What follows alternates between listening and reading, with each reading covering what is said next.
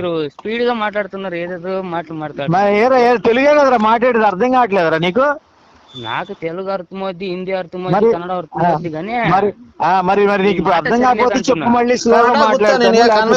ಕನ್ನಡ ಗೊತ್ತಾ ನಿನಗೆ? ಕನ್ನಡ ಜಾಸ್ತಿ ಬರುತ್ತಾ ಸ್ವಲ್ಪ ಬರುತ್ತಾ ಕನ್ನಡ? పక్క కన్నడిగా. అదే అయితే పాస్టర్ నీడి పెళ్ళాలి సార్, కన్నడ వాడు ఆ రోజు నాకు కన్నడ వచ్చు, హిందీ వచ్చు అన్నాడు. వీడే కరెక్టే. ఇప్పుడు గుర్తొచ్చిందండి సార్. పాపం గోపి గారు, మనం వీడిని తిట్టకూడదు సార్, ఎందుకంటే ఇప్పుడు వీడి పెళ్ళాన్ని పాస్టర్లు 4 రేప్ చేసేసారు పాపం. వీడి పెళ్ళాన్ని మనం జాలి చూపించాలి సార్. అరే నీ నెంబర్ ఏమైనా ఉంటే చెప్పురా, ఫోన్ పే ఏమైనా ఉంటే చెప్పురా, నీ పెళ్ళానికి పూకులోంచి రక్తం కారకుండా ప్యాడ్లు పంపిస్తాను, డబ్బులు పంపిస్తాంరా, చెప్పు. చాలా బాగా ఇంట్లో మీ అందరికి మాట ఇలా నేర్పించారు సార్? మీ యేసు మాకు ఇదే నేర్పించాడు రా, మాకు యేసు ఇదే నేర్పించాడు. బైబిల్ చదివిన తర్వాత ఇట్లా తయారైపోయాం మేము. బైబిల్ చదివిన తర్వాత ఇప్పుడు మొత్తం నువ్వు చెప్పట్లేదు నాగేంద్ర అంటే నీ పెళ్ళాన్ని పాస్టర్లు దింగారు, ఆ నాగేంద్ర కాదా నువ్వు? ఆ నాగేంద్ర కాదు, చెప్పురా బాబు. అరే చెప్పురా నాయన, నీ పెళ్ళాన్ని దింగాడు పాస్టర్ గాడు, ఆడేనా? ఆ నాగేంద్ర కాదా? కాదయ్యా, నాకు పెళ్ళే కాలేదంటే నువ్వు పెళ్ళం దగ్గర పోతావు ఏంటి నువ్వు? అయితే నువ్వు కాదా? కాదు,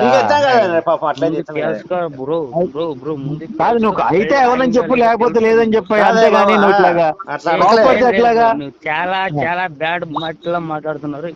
అవును, మేము బైబిల్ చదివిన తర్వాత ఇట్లా అయ్యాం భయ్యా, ఏం చేస్తాం చెప్పు. మనం అయ్యలేదులే, మాకు బాగానే చూపించాడు మా దేవుడు. దేవుడు కాదు. ఇప్పుడు మిమ్మల్ని రేప్ చేశాను అనుకో, నువ్వేమన్నా క్షమిస్తాడా? చెప్పు. కాదు, అయ్యో తప్పులేదు. ఇప్పుడు నువ్వేం ఇప్పుడు కాదు, నీ దేవుడు నీకేం నేర్పించాడు చెప్పు. నీ దేవుడు నీకేం నేర్పించాడు చెప్పు, మేము కూడా నేర్చుకుంటాం. మీ దేవుడు నీకేం నేర్పించాడు? ఏం నేర్పించాడు మీ దేవుడు నీకు? నీలాగా మాట్లాడకూడదని గోపి గారు, మాకు యేసయ్య శాంతి సమాధానం క్షమించడం నేర్పించాడు సార్. మీ అమ్మని రేప్ చేశాను అనుకో, ఇప్పుడు నన్ను క్షమిస్తావా నువ్వు? మరి క్షమిస్తాడు సార్, క్షమిస్తాడు. క్షమిస్తాడు సార్. నువ్వే కదరా మా దేవుడు నేర్పించాడు అన్నావు. ఇప్పుడు మీ అమ్మని రేప్ చేసి చంపి తెంగుతాను, అయితే ఇప్పుడు నువ్వు నన్ను ఏం అనవా? మరి పోలీస్ కేసు కూడా పెట్టాడు. అలాంటిది నేర్పలేదే. మరి శాంతి సమాధానం అంటే ఏంటి? శాంతి సమాధానం మాట్లాడేది ఎట్లా ఉంది మాట? అరే గుద్దు మూసుకొని చెప్పురా. కాదు, ఇప్పుడు అమ్మ నా కూతురు తిడుతున్నా, నువ్వు ఏం మాట్లాడతలేదు. అదే మీ అమ్మని రేప్ చేసి దింగుతుంటే నువ్వు మెదకుండా చూస్తూ ఉంటావేమన్నా? చూస్తాడు సార్. చూస్తుంటావా? మీ అమ్మోళ్ళ దగ్గర అంతా నేను రావట్లేదు, నీలాగా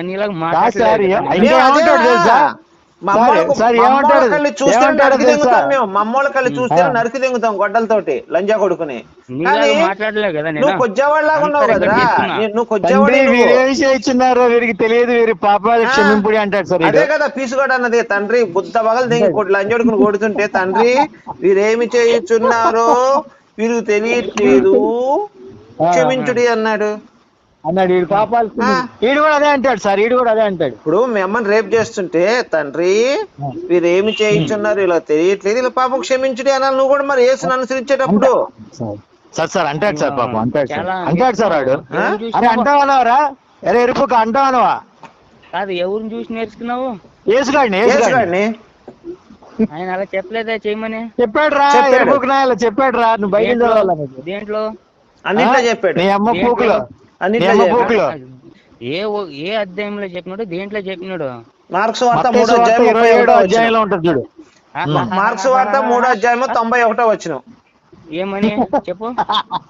మీ అమ్మల్ని మీ అక్కల్ని తెంగినా మీ నోరు తెరువుకుడి. అది మాట బాగా మాట్లాడదు కాదు. మార్క్స్ వార్త 3వ అధ్యాయం 31వ వచనం. వాళ్ళను క్షమించుడి మీ పాపాలు. బాగా మాట్లాడితే అయ్యో మీ పాపాలు ఇక్కడ మీరు వీళ్ళ పాపాలు క్షమిస్తే మీ పాపాలు పరలోకంలో క్షమించబడతాయి యేసయ్య చెప్పాడు. నూరింతలు క్షమించబడతాయి సార్.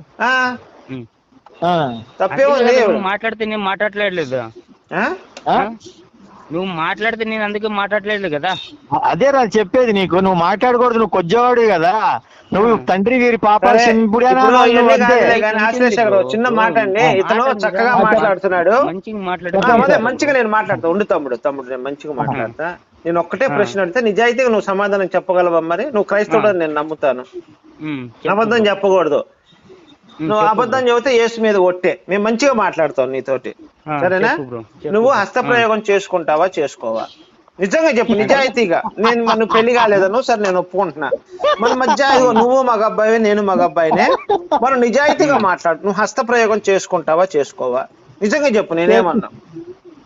అస్త అంటే హస్తప్రయోగం అంటే చేత్తో కొట్టుకోవటం, మూడు వచ్చిన. నువ్వు కొట్టుకుంటావా కొట్టుకోవా? మనిషి అందరూ చేస్తారు అది. అది అరే నువ్వు చూసాడా? చేస్తావో అయిపోయా. చెప్పురా నీ ఉండు. అమ్మ దెంగ. అందరూ చేస్తాడు, అయితే చేస్తున్నాడండి. బైబిల్ ప్రకారం బాబు నువ్వు అలా చేస్తే మాత్రం నువ్వు తప్పు. ఎందుకో చెప్పంటావా? ముందంతా చేసినా కూడా అయ్యో నేను చెప్పేది నువ్వు. అంటే ఏషియా చేయిస్తే నువ్వు తప్పు ఒక కాదు నిమిషం మళ్ళీ. ఆశ్లేష గారు, మనోడు ఇక్కడ చాలా పెద్ద మిస్టేక్. హస్తప్రయోగం చేసుకుంటున్నానని చెప్పాడు కదా, పరాయి అవును స్త్రీని మోహపు చూపు చూడటమే తప్పని యేసయ్య చెప్పాడు. అలాంటిది ఇతను హస్తప్రయోగం చేసుకుంటున్నాడు అంటే ఏదో స్త్రీని ఊహించుకోను కదా. మరి మోహపు స్త్రీ అవును సార్. చూసాడంటే ఆ స్త్రీకి ఈయన పాపాత్ముడే కదా యేసయ్య దృష్టిలో. మరి ఇలాంటి వాడు సార్, పరలోకం నేను- ఎట్లా వెళ్తాడండి? సార్ ఎలక్ట్రానిక్ స్కోప్ ఉంది సార్, నేను చెప్తా. ఎలాగంటే ఈడు గే సెక్చువల్ అనమాట. అంటే ఈడు స్త్రీలను ఊహించుకోడు, ఈడు యేసు గాడిని ఊహించుకొని కొట్టుకుంటా ఉంటాడు ఈడు. అట్లయితే పరలోకం లభిస్తుంది. అంటే మోహ స్త్రీ పరాయి స్త్రీని మోహపు చూపు చూడకూడదండి, అదొక్కటి అది కరెక్ట్. అంతే అంతే. బాబు ఇప్పుడు నువ్వు మగవాళ్ళని ఊహించుకుంటావా ఆడవాళ్ళని ఊహించుకుంటావా హస్తప్రయోగం ఈడు చేసి? ఈడు ఆ. ఈడు మగవాళ్ళని ఊహించుకుంటా గుద్ద దెంగుతున్నట్టు ఊహించుకుంటా కొట్టుకుంటాడు సార్ ఈడు. ఏ బాబు నిజమేనా అది? నేను దేనికి అడిగినా నువ్వు ఏం మాట్లాడుతున్నావు, ఏడ అడుగుతున్నావు నువ్వు? కాదు ఇదిగో అరే, అదేనా? నేను మళ్ళీ అడుగుతున్నాను. బైబిల్ ప్రకారం పరాయి స్త్రీని మోహపు చూడటం మహాపాపం, వాడికి పరలోక రాజ్యం ఉండదు. అది చేయకుండా ఉన్నవాడే క్రిస్టియన్ అవుతాడు కదా. అవును, మరి నువ్వు చేసుకుంటున్నావు నువ్వు కదరా? చేసుకుంటావు, హెచ్పి కొట్టుకుంటున్నావు, హస్తప్రయోగం చేసుకుంటున్నావు, హెచ్పి కొట్టుకుంటున్నావుగా. ముందంతా చేసినాం కదా. ఇప్పుడు చేయట్లేదా? లేదే. ఇప్పుడు హస్తప్రయోగం ఇప్పుడు చేయట్లేదా? సార్ ఇప్పుడు యేసు గాడు వచ్చి ఈడు మడ్డ కాదు నాకుతుంటాడు ఒక్క సార్ నిమిషం. ఇది. ఇప్పుడు హస్తప్రయోగం చేస్తున్నావా లేదా నువ్వు? లేదే.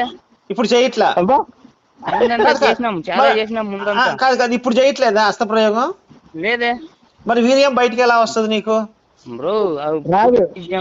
అంటే నీకు వీర్యం గడ్డగా నువ్వు కాదు, నీకు వీర్యం గడ్డగట్టిపోయిందా అప్పుడప్పుడు బయటికి వస్తుందా? మాటలు నేర్చుకో. అరే నేను నిజం డాక్టర్ లాగా మాట్లాడుతున్నా, నేను డాక్టర్ని ఇప్పుడు. గలీజ్ మాటలు గలీజ్ కాదు. అయ్యో ఇప్పుడు తమ్ముడు, ఇప్పుడు సైన్స్ ఉంది కాదు డాక్టర్ గారు. ఇప్పుడు తమ్ముడు ఒక నిమిషం, తమ్ముడు ఒక నిమిషం. నోటి నుంచి మాట జాగ్రత్తగా అదే రాణిస్తాను. నోటి నుంచి మాట అదే జాగ్రత్తగా, అట్లా ఒక్క మాట కాదు. గలీజ్ ఒక రాకుండా మాట సమానంగా మాట్లాడ దమ్ముంది నీకా? ఉంది నాకు. నేను అడుగుతున్నాను, ఇప్పుడు డాక్టర్ దగ్గరికి వెళ్తాము, మన సెక్స్ సమస్యలు చాలా ఉంటాయి, చెప్పుకుంటాము, తప్పైద్ది అది? కాదు కదా. అలానే హస్తప్రయోగం చేసుకోవటం తప్ప రైటా అన్నాను. నువ్వు దానికి చెప్పేముంది, నేను చేసుకున్నాను, దాంట్లో తప్పేముంది? అది కూడా సైన్సే కదా హస్తప్రయోగం అనేది, భూతేం కాదే. కాదు గోపి గారు, ఇందాక ఇప్పుడు ఈ పెళ్ళాన్ని ఆవిడ పాష దింగాడంటే కాదు నేను కాదు అన్నాడు వీడు. సరే కాదని ఊరుకున్నాం. అట్లా ఇది కూడా చేసుకోవట్లేదని చెప్పు, తప్పేముంది? తప్పేముంది దాంట్లో? అందులో తప్పు లేదు, పాపం కూడా లేదు. చేసినా గోపి గారు మీరు మాట్లాడి, నాకు కొంచెం పని ఉంది. లాగించాను. తమ్ముడు ఇప్పుడు మాటలు నేర్పిస్తారు సార్ మీరు. తమ్ముడు అది కాదు, ఇవన్నీ వదిలేసేలే కానీ ఇప్పుడు నేను అడుగుతున్న దాన్ని చెప్పు. మరి హస్తప్రయోగం నువ్వు చేసుకుంటావా చేసుకోవా? అది ఊడన్నీ చెప్తాడు కానీ నువ్వు ఇప్పుడు చేస్తున్నావు, ఇప్పుడు చేయట్లేదు అన్నావు కదా నువ్వు. అవును. ఇప్పుడు మానేసావా? అవును. మరి వీర్యం ఎలా వస్తుంది బయటికి? ఇప్పుడు తమ్ముడు ఒక మాట తమ్ముడు ఒక మాట నేను ఒక మాట ఇప్పుడు మనకి పాస్ వస్తున్నాయా? వస్తున్నాయి. మరి లెటర్న్ వస్తుంది కదా. ఇప్పుడు సేమ్ అదే పొజిషన్ లో కూడా వీర్యం బయటికి రాకపోతే హెల్త్ ప్రాబ్లమ్స్, హెల్త్ ఇష్యూస్ వస్తాయి. మనకేం అవ్వట్లేదే హెల్త్ ప్రాబ్లమ్ గుని. వస్తుంది. ఇప్పుడు నీకు వీర్యం అసలు బయటకు వస్తుందా రావట్లేదా? నీకు అంగం స్తంభం జరుగుతుందా లేదా? అంటే అంగం గట్టిపడుతుందా లేదా? అంగం ఏం లేదు, నార్మల్ గా ఉంది. ఇప్పుడు అంగం లేవదా అసలు? నీకు ఎప్పుడు చలికాలంలో కూడా లేవదా? చలికాలం రాత్రిపూట లేస్తుంది. అదెందుకు నీకు? అదే ఎందుకు లేస్తుందన్న తప్పలా లేవకూడదు. అది యేసయ్య ప్రకారం చెప్పిన ప్రకారం లేవకూడదు అసలు. నీకు ఇంకా పరాయి స్త్రీని మోహపు చూపు చూడొద్దని చెప్పాడు కదా. చూపొద్దన్నాడు. మరి ఇంకా నీకు లెగుస్తుంది అంటే ఎవరో కదా. కాదబ్బా, నేను చూస్తానంటే నీకెట్లా తెలుసు? మరి నీదెందుకు లెగుస్తుంది? లేవకూడదు కదా నీది పైకి. ఏమి నీ అంగం, నీ సులికాయ పైకి లేవకూడదు కదా. పెట్టుంటే కూడదు కదా. లేవకూడదంటే అది ఇచ్చి ఉంటే కూడదు కదా. ఎవరు మరి హస్తప్రయోగం చేసుకుని తప్పు ఎందుకు అయింది మరి ఆ లెక్కన నువ్వు చెప్పిన లెక్క ప్రకారం? ఎట్లా ఏమి ఇప్పుడు ఏసై ఒక నిమిషం నన్ను చెప్పని, ఏసై ఏం చెప్పాడు? ఎప్పుడు చేసుకుంటారో 3 వచ్చినప్పుడు చేసుకుంటారులే కానీ బైబిల్ ప్రకారం. ఇప్పుడు నేను ఒకటే ప్రశ్న అడుగుతున్నా, నువ్వేమన్నావు? దేవుడు ఆ సుల్లకాయ ఇవ్వకూడదు అని చెప్పావు నువ్వు, అవునా? ఇప్పుడు ఇవ్వనప్పుడు మరి హస్తప్రయోగం చేసుకోవడం తప్పే ఉంది దాంట్లో? మరి ఏసై ఏం చెప్పాడు? పరాయి స్త్రీని మోహపు చూడొద్దు అన్నాడు. మరి చూడకుండా నువ్వు హస్తప్రయోగం ఎలా చేసుకుంటావు? నీ వీర్యం బయటకు ఎలా వస్తుంది? ఎప్పుడైనా కనపడ్డా నీకు? వీడియో కాదయ్యా బాబు, ఒక నిమిషం విను నా మాట విను. మళ్ళీ నీకు అర్థం కావట్లేదు నేను చెప్పేది. వీడియో కాదు. స్పీడ్ గా మాట్లాడి ఏదేదో గలీజ్ మాట. నీకు తెలుగు వచ్చా? నీకు తెలుగు వచ్చా రాదా? నీకు నాకు తెలుగు వచ్చు, హిందీ వచ్చు, నీకు వీర్యం అంటే తెలీదా? వీర్యం అంటే తెలీదా? ఏమి వీర్యం అంటే ఏంది? వీర్యం ఎక్కడి నుంచి వస్తుంది? అవన్నీ నా నోటితో చెప్పలేను నేను. ఎందుకు చెప్పలేవు? మగవాడివి కాదా? వస్తుంది, ఎక్కడి నుంచి వస్తుంది కూడా తెలుసు. వేస్ట్ అండి, కట్ చేస్తున్నాండి. కట్ చేసేయండి సార్, వేస్ట్ గా. థ్యాంక్ యూ సార్ మరి.